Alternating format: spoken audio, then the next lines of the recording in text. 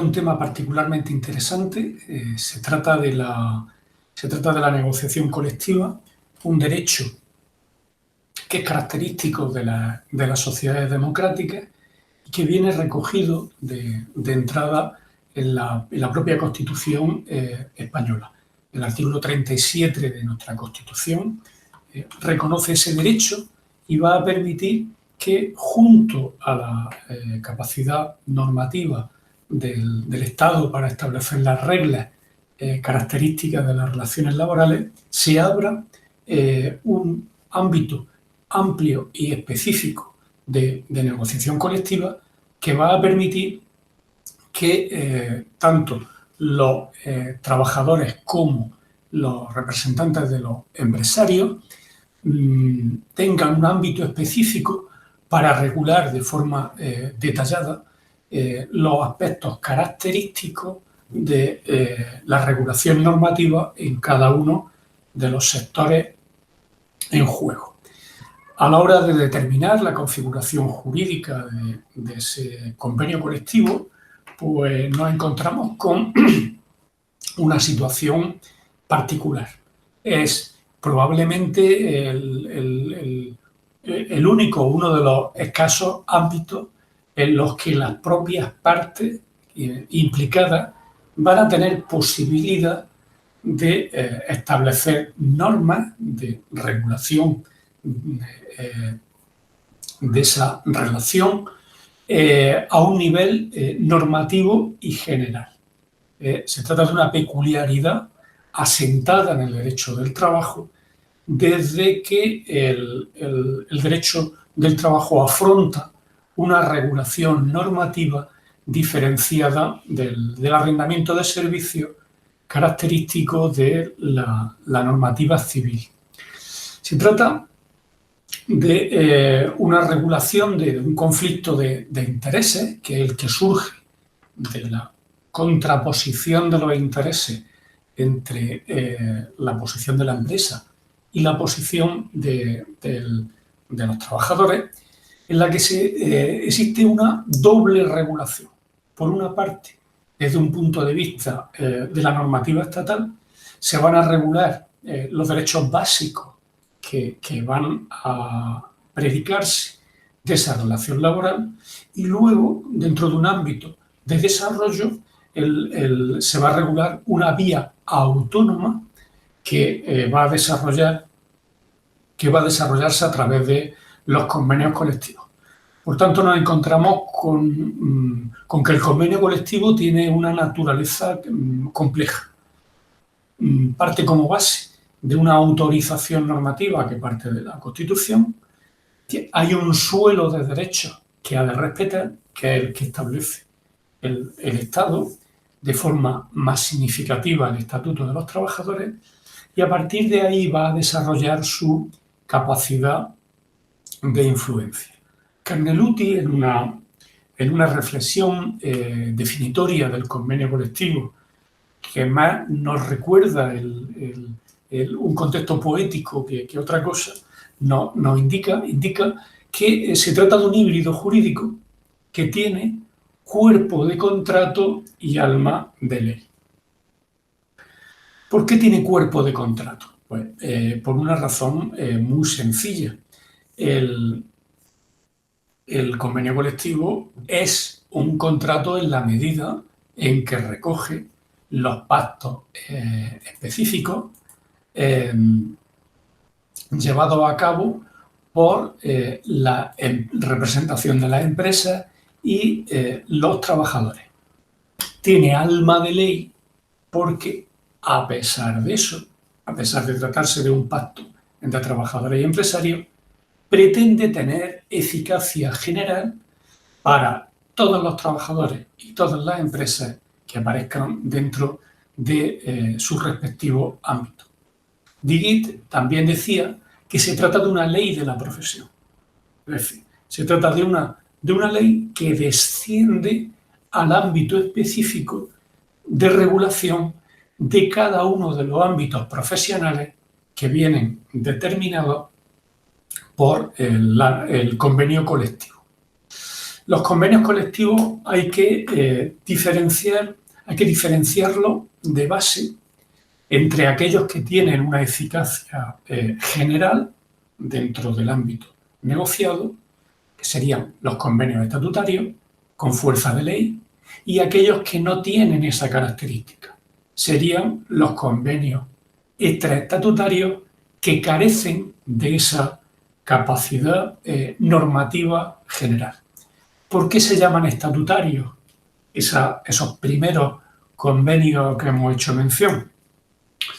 Por una razón muy sencilla. Cumplen los requisitos del Estatuto de los Trabajadores. Por eso se llaman estatutarios. Y por eso tienen fuerza de ley. Porque tienen la fuerza normativa de afectación general que les otorga el Estatuto de los Trabajadores. El Estatuto de los Trabajadores indica que este tipo de contratos son acuerdos escritos relativos a las condiciones de trabajo y relaciones laborales colectivas, llevados a cabo entre los representantes de los empresarios y los representantes de los trabajadores. De modo que solo los convenios colectivos que hayan respetado escrupulosamente lo previsto en el Estatuto de los Trabajadores, artículos 82 a 92, tendrán eficacia jurídica general. Eso se podría predicar, por ejemplo, pues, de cualquiera de los convenios colectivos de ámbito provincial que se producen en el ámbito, por ejemplo, pues, de la hostelería, del comercio, de la construcción, que suelen tener un ámbito territorial de carácter provincial. El sustento que tiene ese carácter de eficacia general deriva del artículo 37 de la Constitución española, que proclama la eficacia general de los acuerdos llevados a cabo entre trabajadores y empresarios que tienen la calidad, y eso es muy relevante, de fuente del derecho. Hay que tener en cuenta, y esto es muy relevante, que este tipo de convenios colectivos vinculará y se aplicará a todos los trabajadores y empleadores del ámbito funcional y territorial a que haga referencia explícita el convenio colectivo, normalmente en sus primeros artículos. Aunque con alguna excepción se pueda prever esa no aplicación excepcional, por ejemplo, cuando se producen cláusulas de descuelgue que permiten puntualmente no aplicar, especialmente lo que se refiere a las tablas salariales de un convenio o algún otro aspecto particularmente relevante. Hay otra modalidad de figuras que pueden parecer equivalentes o sinónimos a convenio colectivo, pero no lo son, y hay que tener, es decir, no hay una exactitud, aunque puedan parecer términos muy parecidos, que albergan también contenidos relativamente semejantes. Podemos hablar de acuerdos colectivos a nivel de empresa. Un acuerdo colectivo a nivel de empresa no es un convenio colectivo. ¿Por qué? Porque se trata de un acuerdo interno y se trata de una materia específica, mientras que el convenio colectivo, por definición, abarca de modo global todos los aspectos básicos de las relaciones laborales, teniendo un contenido mínimo que ha de quedar incluido dentro del convenio colectivo para que efectivamente tenga tal condición de convenio colectivo. Esos acuerdos colectivos que no son convenios colectivos y que afectan a materias específicas pueden derivarse pueden tener un objeto muy concreto. Pueden concretar la clasificación profesional, por ejemplo, cuando el convenio colectivo no la haya abordado de forma particularmente precisa. Ese acuerdo colectivo puede regular los ascensos. Si igualmente no aparece bien detallado en el convenio colectivo general. También pueden derivarse la distribución de jornada. Es fácil tenerlo presente. Hay oportunidades, hay situaciones en las que la empresa tiene que cambiar la jornada por alguna circunstancia. Y eso es más fácil abordarlo si se trata de un acuerdo puntual a través de un acuerdo colectivo. También puede tratarse de traslado. Si hay puntualmente hay necesidad de la empresa pues de cerrar un centro de trabajo y abordar un acuerdo para que los trabajadores integrantes de esa plantilla se trasladen a otros centros de trabajo, en ese caso lo procedente será un acuerdo específico que aborde esa circunstancia. También puntualmente lo que se puede referir a despidos colectivos. La empresa está en crisis o necesita adecuar la producción a una reducción de la demanda y en ese caso deberá de ajustar su plantilla.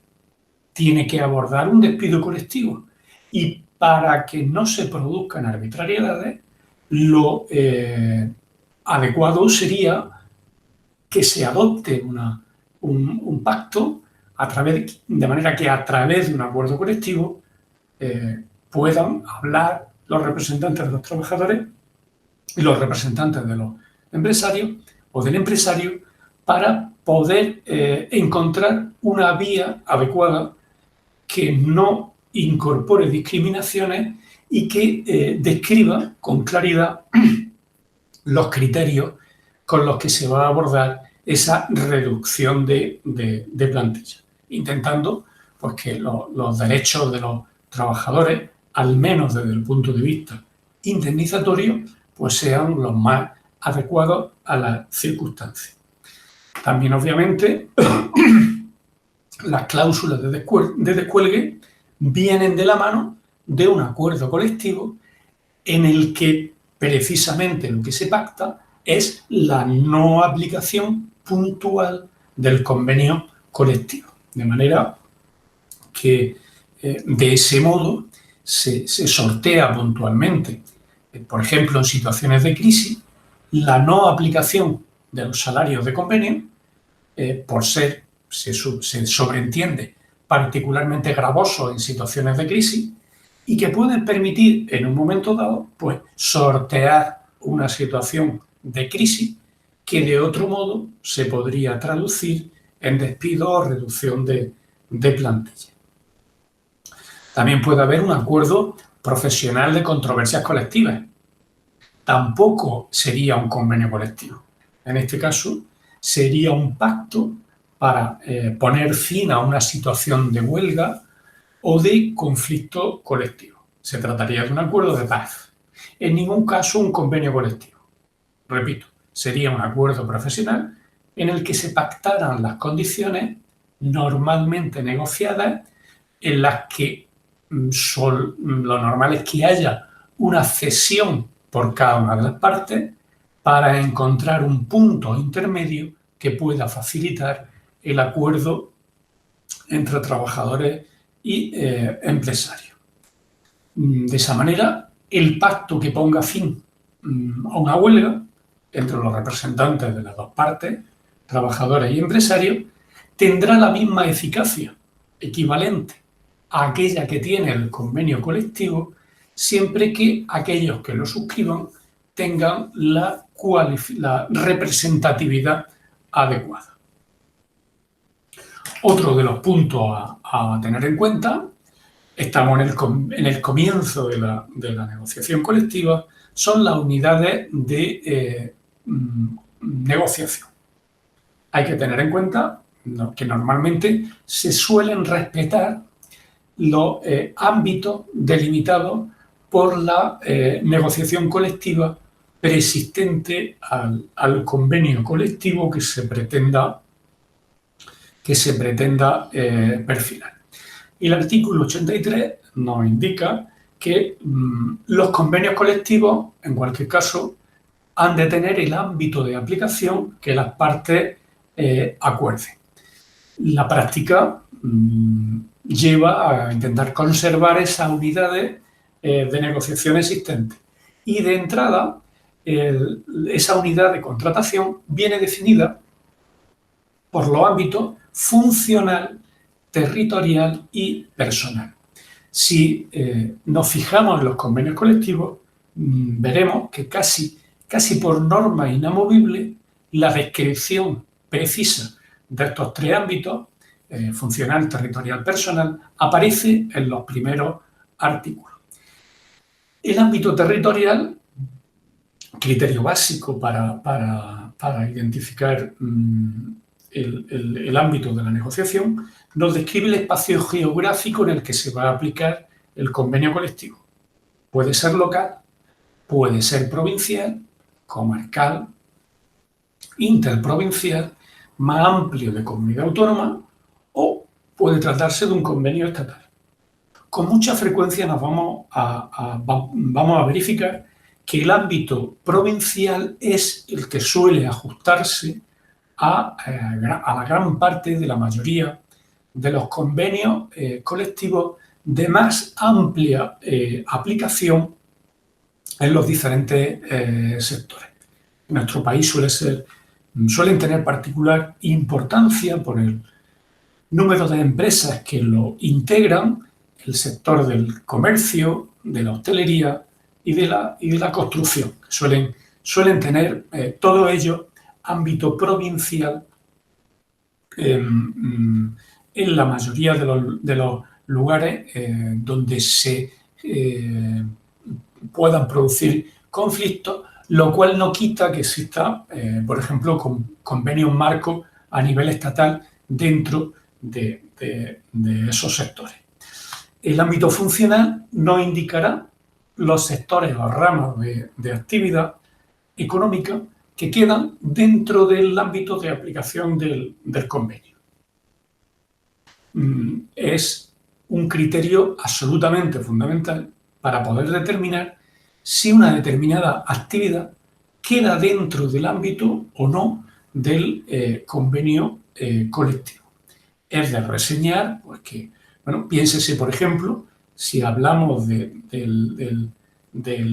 un sector como, por ejemplo, una empresa que se dedique a la actividad del bingo, pues, bueno, habría que ver, tendríamos que ir dentro del lugar donde estuviese ubicada y ver si está o no está dentro de la amplia relación de actividades de la hostelería para ver si ese tipo de actividad está o no incluida.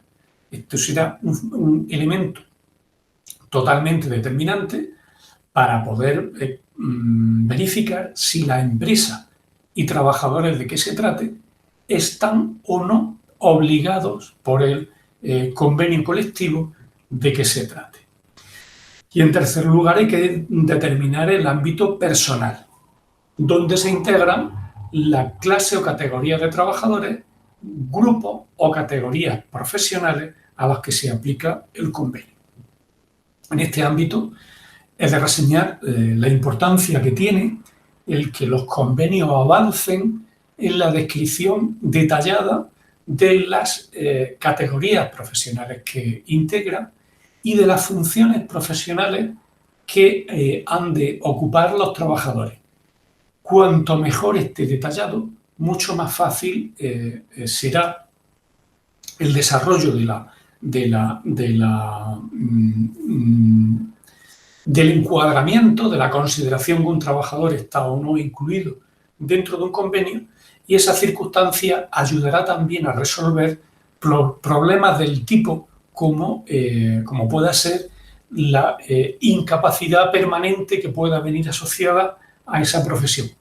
Si se describen correctamente las tareas profesionales, será mucho más fácil, a continuación, poder primero encuadrar al trabajador dentro de cada actividad profesional y luego, en un momento dado, matizar cuáles son las funciones características de cada profesión. Eso también ayudaría a poder resolver conflictos del tipo de si el salario que se aplica al trabajador es el correcto a su categoría profesional o el que puede corresponder a una categoría superior. Si eso se detalla, eso aclararía y resolvería muchos problemas que luego se judicializan y entorpecen la claridad, la clarificación de los derechos que puedan tener los trabajadores.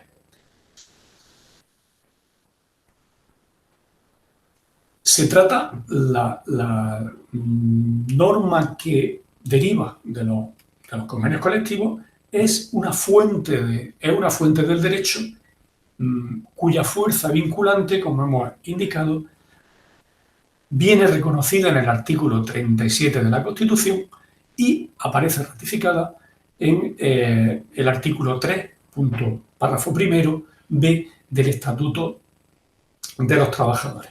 Así lo ratifica la propia jurisprudencia.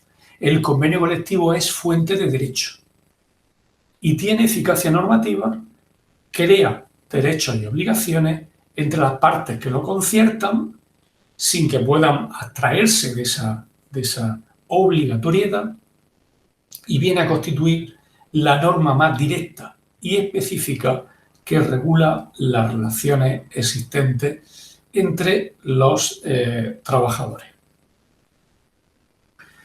Bueno, y hasta aquí llegamos. En el próximo vídeo abordaremos la prohibición de concurrencia de convenios que nos permitirá delimitar cuál es el ámbito de influencia, de proyección de cada convenio colectivo.